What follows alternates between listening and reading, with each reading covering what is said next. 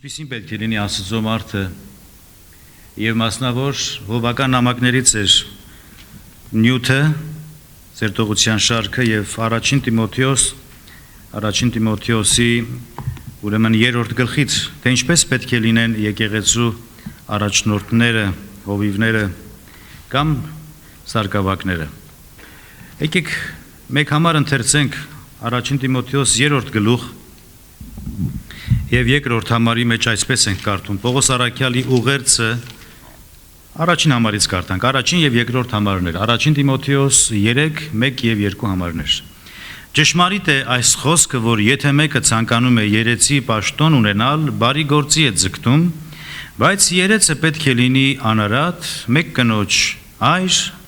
զգաստ խոհեմ պարկեշտ հյուրասեր սովորեցնելու ունակ Եվ այստեղ շարունակում է ցանկը թե ինչպիսին պետք է լինի եւ ինչ բաներ չպետք է անի եւ այլն բայց մեկ բառի վրա կանգառնենք որ գրված է որ երեցը կամ եպիսկոպոսը որ նույն պաշտոնը եւ նույն կոչումն է պետք է լինի զգաստ այդպես կարդացինք պետք է լինի զգաստ ինչ է սա նշանակում որ զգաստությունը երբ որ նայում ենք Պողոս Առաքյալի շարունակական նամակների մեջ, մասնավորապես առաջին Թեսաղոնիկեցիս գրքում, դրսևորվում է 3 հատկություններով, ինչպես կարդում ենք առաջին Թեսաղոնիկեցիս 5-րդ գլխում, որ զգաստ մարդը պետք է հավատքով մարդ լինի, զգաստ մարդը պետք է հույսով լեցուն մարդ լինի, որպեսզի ինքն էլ կարողանա հույս ներշնչի ուրիշներին Զգաստ մարդը չի ազդվում աշխարհի տարբեր տեսակի համոզիչ կամ ազդեցություններից չի ազդվում, այլ զգաստ մարդը միայն ազդվում է Աստվածաշունչից։ Եվ երրորդ զգաստ մարդը սիրող մարդն է, սիրով առատ մարդն է, եւ իր սերը գործնականում ցույց է տալիս իր քրիստոնեական կյանքի մեջ։ Առաջին Թեսաղոնիկեցիս 5-րդ գլուխը կարծես լրացնում է այս ճշմարտությունը, նայեցեք Առաջին Թեսաղոնիկեցիս 5 եւ մի քանի համար նայենք միասին Երրորդ համարից Որովհետեւ երբ ասեն թե խաղաղություն եւ ապահովություն է այն ժամանակ հանկարծակի կործանում պիտի հասնի նրանց վրա հղի կնոջ երկուքի պես ու չպիտի փրկվեն Իսկ դուք եղբայրներ խավարի մեջ չեք որ այն օրը գողի պես ձեր վրա հասնի դուք բոլորդ էլ լույսի որդիներ եք եւ ցերեկվա որդիներ մենք գիշերինը չենք եւ ոչ էլ խավարինը ուրեմն չքնենք ուրիշների պես այլ արթուն եւ զգաստ լինենք եւ շարունակության մեջ կարդում ենք որովհետեւ ովքեր քնում են գիշերն են քնում եւ ովքեր հարբում են գիշերն են հարբում իսկ մենք որ ցերեկինն ենք պատկանում արթուն լինենք Հավատի ու սիրո զրահը հագած, փրկության հույսի սաղավարտը դրած։ Այստեղ 3 բանալի բառեր ենք տեսնում՝ հավատքի մասին, սիրո եւ հույսի մասին։ Եվ այս 3-ը Աստվածաշնչյան եւ մասնավոր նոր կտակարանյան առաքելական նամակների մեջ բազմաթիվ են կարող ենք ամենուրեք գրեթե հանդիպել հավատքի մասին, սիրո եւ հույսի մասին։ Եվ Հավատը, հույսը, սերը զգաստ մարդու կարծես առաքինությունն է, զգեստավորումն է։ Շատ կարևոր են սրանք։ Ոչ թե գիտենալ այս մասին կարևոր է, գիտենալը լավ է, այլ քրիստոնեական կյանքի մեջ ապրենք սա։ Հավատքի կյանքը ապրենք, սիրով լեցուն կյանքը եւ հույսով առատ կյանքը։ Եվ Պողոս Առաքյալը ինչպես շեշտեցի, հաճախ է հիշատակում այս 3 բաները եւ գովում է նրանց հավատքի եւ հույսի եւ սիրո համար Խոսքը գնում է Թեսաղոնիկեի հավատացյալներին եւ ավետարանի ճշմարիտ խոսքը փոխեց նրանց կյանքը առանց ավետարանի ճշմարիտ խոսքի մարդիկ չեն կարող փոխվել որովհետեւ խոսքն է փոխում մարդկանց խոսքն է մաքրում եւ մաքրագործում մարդկանց խոսքն է հույսով լեցնում հավատքով լեցնում եւ սիրով լեցնում մարդկանց առանց խոսքի հոգեվոր կյանք չկա առանց խոսքի աստվածավախ եւ աստվածապաշտ կյանք չեն կարող ապրել Հավատացյալների այսօրվա բացասական նեգատիվ կողմը սա է որ ես անհավատների մասին չեմ ասում աշխարհային մարդկանց չեմ ասում այլ ապաշխարած հավատացյալների մասին որ քիչ են գիրք կարդում կարծես սատանայի մեծագույն հարձակումն է հավատացյալների վրա քիչ են կարդում եւ քիչ կարդալը բերում է հանգեցնում է նրան, որ հավատքը տկարանում է, հույսը մարում է, սերը պակասում է, որովհետեւ Աստծո խոսքի հիմքի վրա է ամբողջ քրիստոնեական պրակտիկ կյանքը։ Կարդալով մենք սնում ենք մեր հոգիները։ Պատկերացեք մարդ ճուտի ուժասպար կլինի ֆիզիկապես, տենց չի։ Եթե երեխային կաթ չտաս, կերակուր չտաս, նույնն է մեծահասակները հիվանդանան շուտ, նույնպես հոգևոր հիվանդություն կա, Աստծո խոսքի պակասից մարդ կարող է հոգևորապես հիվանդանալ եւ դա այդպես է։ Առաջին Թեսաղոնիկեցիս թուղթը որ բացեցինք, առաջին գլուխ 3-րդ համարն է կարդանք եկեք։ Առաջին գլուխ 3-րդ համար։ Աստծո եւ մեր հոր արչեւ անդադար հիշելով ձեր հավատքի գործը գրում է Պողոս առաքյալը։ Հավատքի գործը, տեսնում եք, որ հավատքը գործ պետք է ունենա, սիրո աշխատանքը եւ մեր Տեր Հիսուս Քրիստոսի հույսի համբերությունը, իմանալով սիրելի եղբայրներ ձեր ընտրությունը Աստծով, որովհետեւ ընտրությունը, ընտրված լինելը հավատացյալների կայանում է սրա մեջ, եթե հավատացյալը սիրառատ է, հույսով լեցված է եւ հավատքով է, ուրեմն ընտրված է Աստծո կողմից։ Սրանք նշաններ են, որ պտուղներ են, որ հավատացյալի կյանքը պետք է զարդարեն դրանցով եւ հայտնի դարձնեն։ Ինչպես խոսվեց պարկեշտ կամ զգաստ մարդու մասին, դա հավատքի մարդն է ասացինք, ինչպես հին ժամանակներում հավատքի հերոսների շարքը կարող ենք տեսնել Եբրայեցիներին 11-րդ գլխում։ Աբելը, Աբրահամը, Նոյը, Մովսես, Իսահակ եւ կարող ենք ցանկը շարունակել, որոնց անունները արձանագրված են Եբրայեցիս գրքում 11-րդ գլխում։ Եթե ուշադրություն դարձնենք նրանց կյանքին եւ հետևենք նրանց գործունեությանը, նրանց հավատքին եւ գործերին, գործերը միշտ ուղղորդվում կամ լրացնում կամ վավերացնում էին նրանց հավատքը։ Գործերը ապացուցում են, վավերացնում են հավատացյալների հավատքը, փաստում են այդ մասին։ Եվ իրապես նրանք հավատքով ապրեցին եւ գործեցին, քանի որ հավատ առանց գործերի մեռած է, ինչպես Հակոբոս առաքյալն է գրում, եւ նրանք բոլորը հավատքի մարդիկ էին։ Եվ խոստումները չարած ապրեցին, խոստումները չարած այդպես էլ մեռան, քանի որ վստահել էին Տիրոջը։ Եվ այս աշխարհում որպես օտարականներ եւ պանդուխներ ապրեցին, ինչպես կարդում ենք Եբրայեցիներին 11-րդ գլուխ 13 համարում։ Եվ ուրեմն զգաստ մարդը հավատքով մարդն է եւ վարվում է հավատքով, գործում է հավատքով։ Եթե զգաստ մարդուն ասեն խաղաղություն պիտի լինի, աշխարհի մեջ հիմա կատարյալ խաղաղություն պիտի լինի, ինքը չի ազդվում այդպիսի նմանատիպ խոսքերից։ Չի ազդվում, չի շեղվում,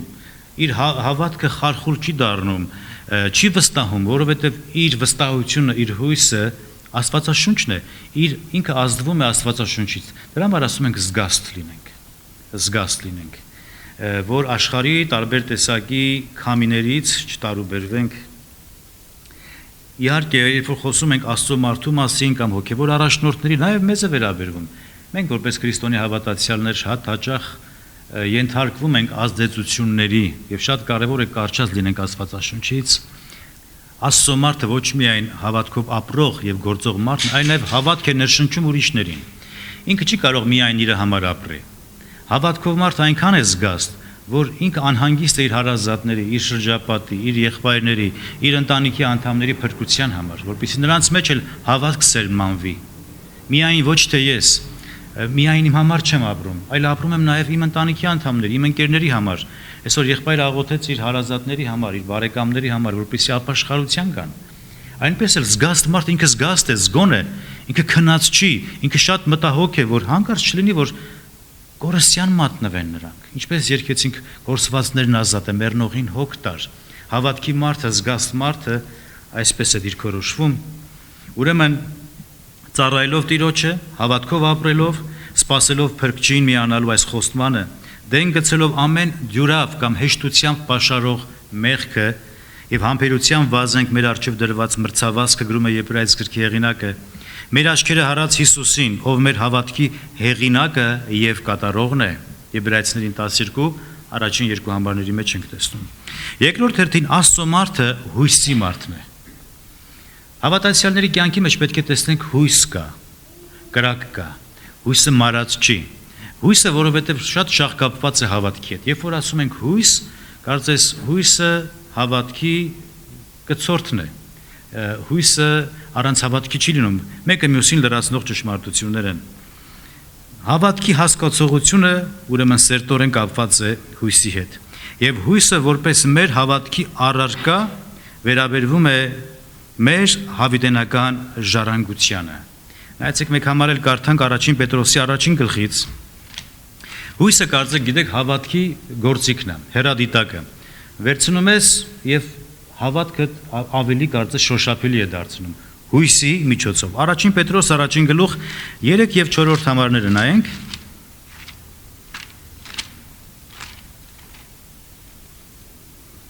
Օրհնյալ լինի Աստված եւ մեր Տեր Հիսուս Քրիստոսի Հայրը, որ իր առատ ողորմությամբ մեզ վերստին ծնեց կենթանի հույսի համար։ Մեզ վերստին ծնեց ինչի համար։ Կենթանի հույսի համար։ Հավատացյալները այս հույսը պետք է ունենան։ Այսօր դժբախտաբար հարցնում են հավատացյալներին. հույս ունես, հավիտենական կյանքի այդ հույսը ունես, փրկության հույսը ունես։ Աստված գիտի, ասում են եղբայր, մենք չգիտենք շատ բան, Տերը գիտի։ Տերը ամեն բան գիտի, բայց այս խոստումները մեզ համար են տրված, որպեսզի մենք այս հույսով ապրենք,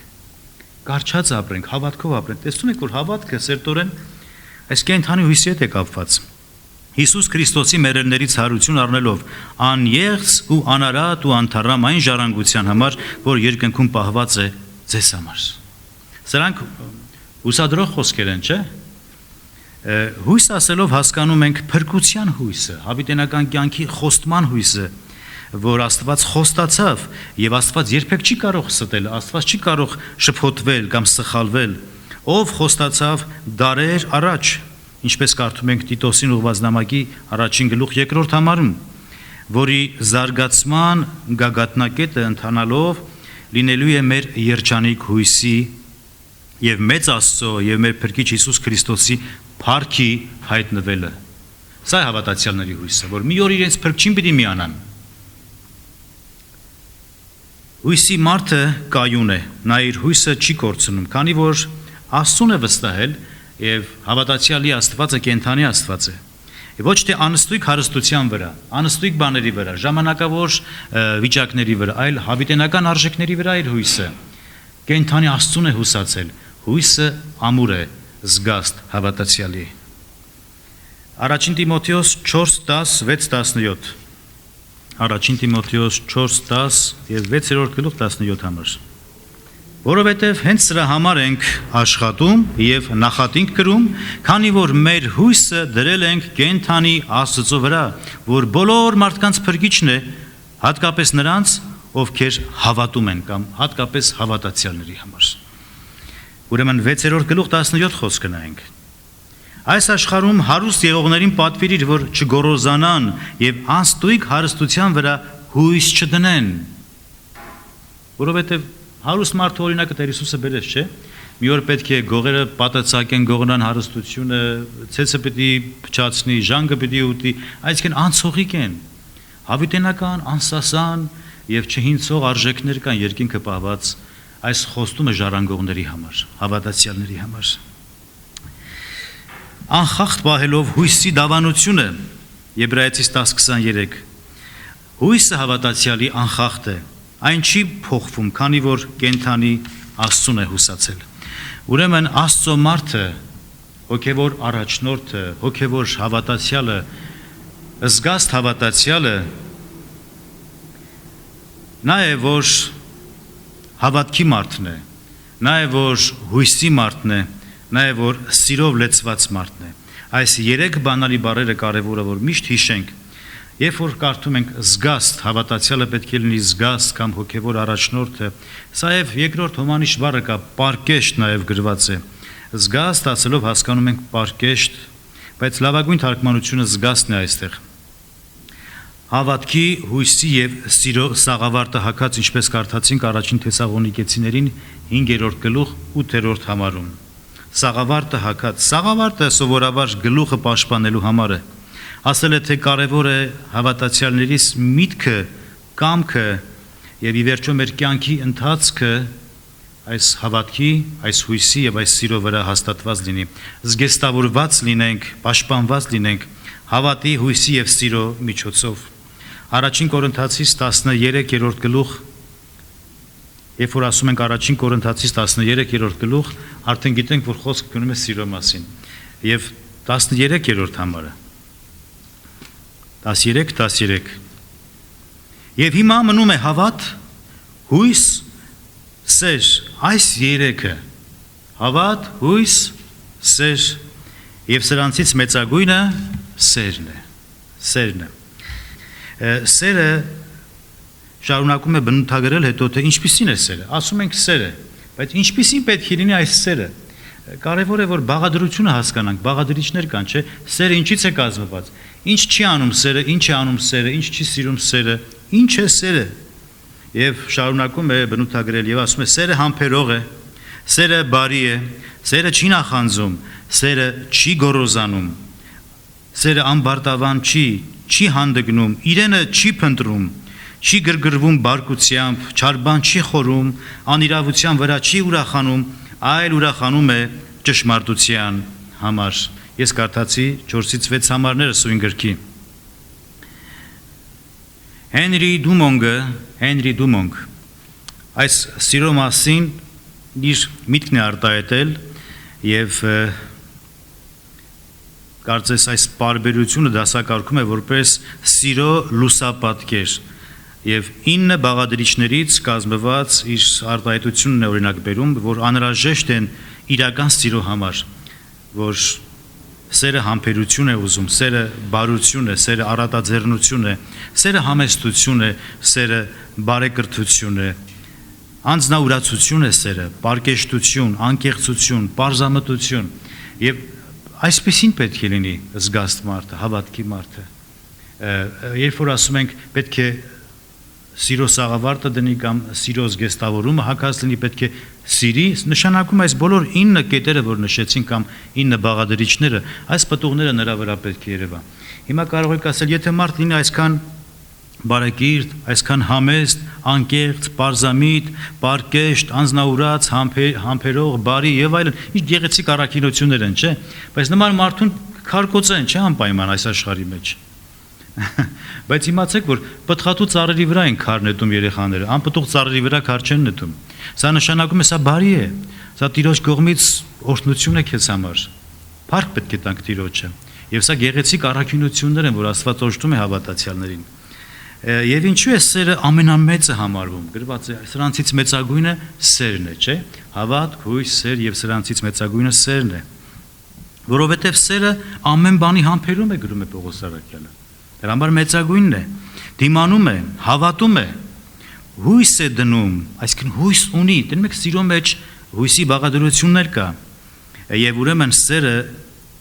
էական է սերը կարեւոր է զգաստ հավատացյալի կյանքի մեջ արտահայտվի Աստծո մարդը պետք է նաև սիրո մարդ լինի իսկ սերը երբեք չի ձախողվում չի անցնում 13-րդ գլուխ 8 համար այս երակողմ բաղկացուցիչները կյանքի հիմք են զգաստ հավատացյալների համար հավատը հույսը եւ սերը դուք տեսել եք որ երբ որ աթոռը 3 ոտանի է ինքը չի շարժվում երբեք 4 ոտանի աթոռները անպայման շարժվեն, եթե անհարթ եղավ տարածքը, բայց ինչքան էլ անհարթ լինի տարածքը, հատակը, երակոմ կամ 3 ոտանի աթոռը չի շարժվում, փորձել եք,